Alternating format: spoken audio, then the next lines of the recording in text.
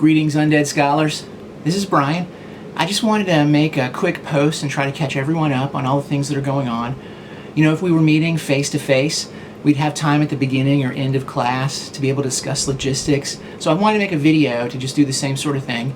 Let's call these Lain's logs. They're a little bit more informal. And this will be the first one. I'll try and do it every week. Okay? First, I want to talk about the discussion posts for the first module. I'm really thankful to everyone that did a great job in the first module post. It was wonderful. The discussion was fantastic. I really do appreciate everybody's contributions. Please do be mindful of the different deadlines that we have for the future in the course. But great job with that discussion. Let's keep things going as we move into Module 2. That being said, we're watching this week George Romero. Romero of Night of the Living Dead fame. He brings the zombie back to life. See what I did there? Since the 30s and 40s films. He's somebody who's very important to zombie culture and understanding the figure of the zombie. We got a lot of his films to get through. I definitely want you to watch Night of the Living Dead. You may be able to catch other ones. Be careful when you look through the other films from Romero because they're so important that they've been remade at different points in time. In fact, Dawn of the Dead was remade by Zack Snyder in 2004. There are a couple remakes out there. Romero even went back and remade his own work from the original. We'll try and keep our comments based on the original one, so bear that in mind. I do want to speak a moment.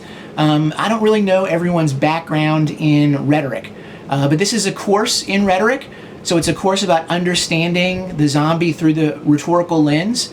So there are optional readings. There have been optional readings in Module 1 and Module 2. Last week, the optional reading was Lloyd Bitzer. And if you haven't heard that name, if you don't know anything about the rhetorical situation, it will really help you to check that reading out. It will help you understand the ways that we are going through the discussion threads and the paper assignments. This week's optional reading is by Michael Calvin McGee on the ideograph. Again, if you haven't heard that term, you need to check the optional reading out. It will help you. It's only extra in that it's something that will assist you in the course. The ideograph is the name for concepts that are so abstract that they can be applied in both sides of a controversy, things like freedom, equality, and so forth.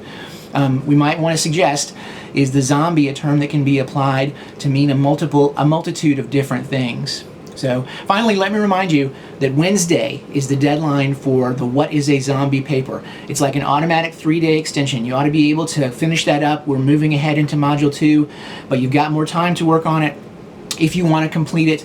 We've got a lot of viewings to help us get started on Romero and a lot of readings. In fact, next week there are 2 discussion threads because Romero is so important to the background of the figure of the zombie. So by Wednesday, the What is a Zombie paper is going to be due. Then you'll need to make an original post on Module 2 Discussion 1 and an original post on Module 2 Discussion 2.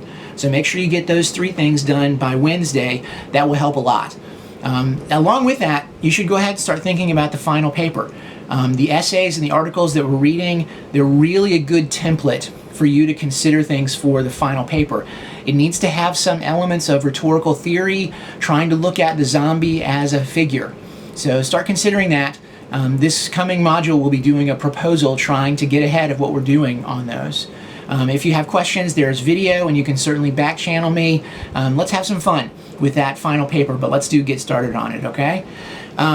One thing I do want to talk about is the discussions that happened this week. They were really great, and I think there are things we can take from them. A lot of people, more than I thought, commented on the theme of location and coloniality, which is very interesting. It was noted in the readings. Many people picked up on the fact that, as the readings note, the film White Zombie doesn't actually have any dialogue that mentions the location. Other than the opening of the film, there's no reason it couldn't have been shot in a European castle, but it wasn't.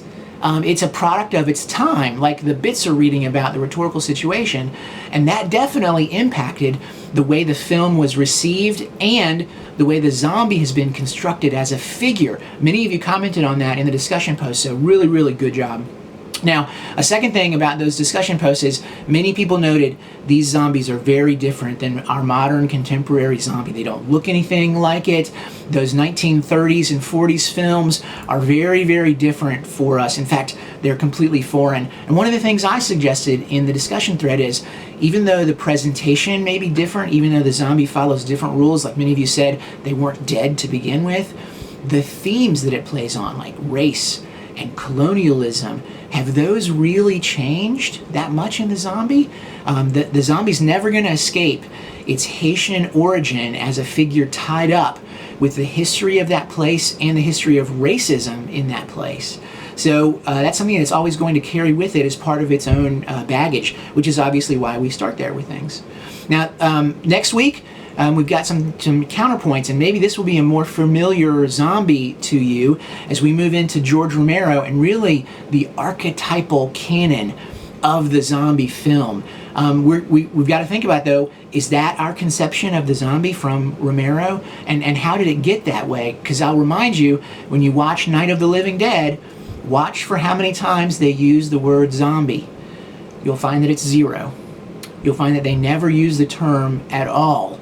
It doesn't exist. So that's something for us to consider when working through Romero and all of the things going on there. Anyway, I hope you enjoy watching the films in this module. They are classics.